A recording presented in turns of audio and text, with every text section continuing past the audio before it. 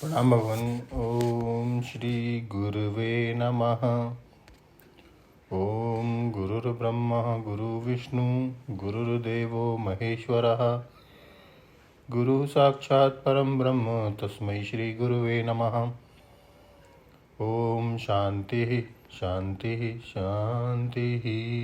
ओम ब्रह्म ज्ञान और उसकी साधना द्वारा स्वामी खंडानंद सरस्वती जी महाराज द्वारा भगवान स्वामी जी संघातस्य पदार्थवाद की व्याख्या कर रहे थे। समझ कहते संघात माने कई चीज़ों के मेल से बनी। जैसे एक दवा बनाओ, आप तो दवा के लिए नहीं होगी, मनुष्य के लिए होगी। अच्छा मोटर बनाओ, कई कलपुर्जे से तो मोटर के लिए नहीं होंगी, मनुष्य के लिए होंगी। तो यह यंत्र है शरीर, ये हाथ, ये पाँव, ये नाक, ये आँख, ये तो अलग अलग हैं। तो यह संघात है। संघातस्य परार्थत्वात्, किसी एक सवारी गांठने के लिए यह मशीन, यह यंत्र, यह मोटर बनी हुई है, यह अपने लिए नहीं है। तो हमको याद आ गई, आजकल लोग बोलते हैं कला के लिए।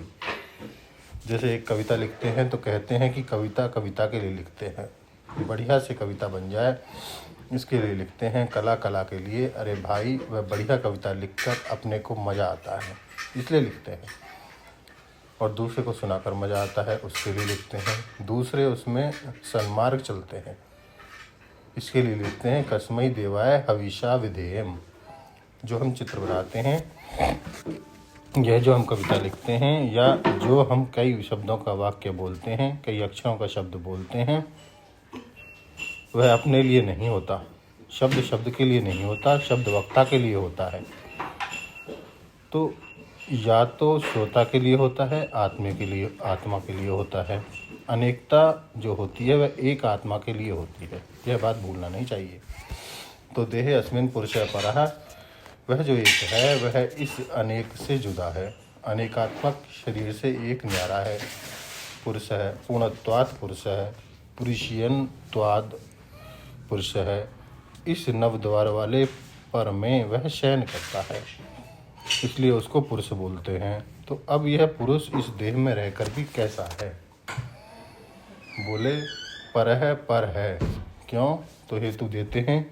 उपदृष्टत्वात्, अनुमंत्रत्वात्, भर्तृत्वात्, भोक्तृत्वात्, महेश्वरत्वात्, परमात्मत्वात्। इस देह में रहकर वह जो पुरुष है वह आत्मा है।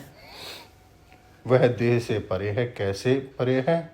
उपदृष्टत्वात्, तो बिल्कुल पास, निरअतिशय सामीप्य, माने यह तो कहा गया कि पास है, लेकिन यह नहीं बताया गया कि कितना पास है। परिमाण नहीं बताया गया कि एक बित्ता पास है कि 1 इंच पास है।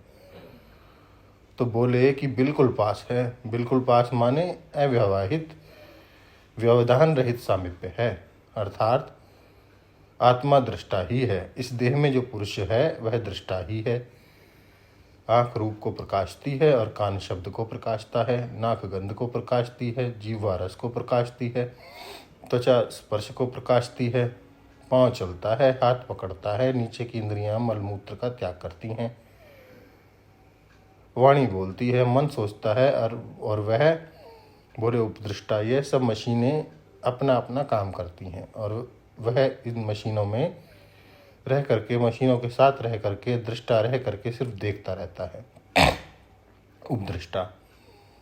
तो अस्मिन् देहे पुरुष देहात पर आकास्मात की उपदृष्टत्वात्, इस शरीर में रह करके यह जो पुरुष है वह देह से परे है, क्योंकि वह देह की क्रिया को देखता रहता है।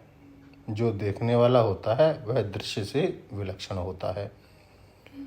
अब दूसरी बात देखो, अनुमंता च, और यह महाराज अनुमति देता है। आँख देखना चाहे तो कभी रोकता नहीं, अनुमंता है, देख लो भाई देख लो।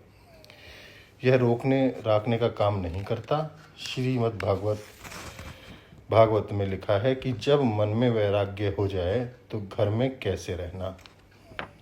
विरक्तो रक्तवत तत्र निर्लीनो के नरताम। हृदय से तो विरक्त रहें और ऊपर से रक्त के समान मालूम पड़े। और अपने मनुष्यत्व को मनुष्यों में रख दें।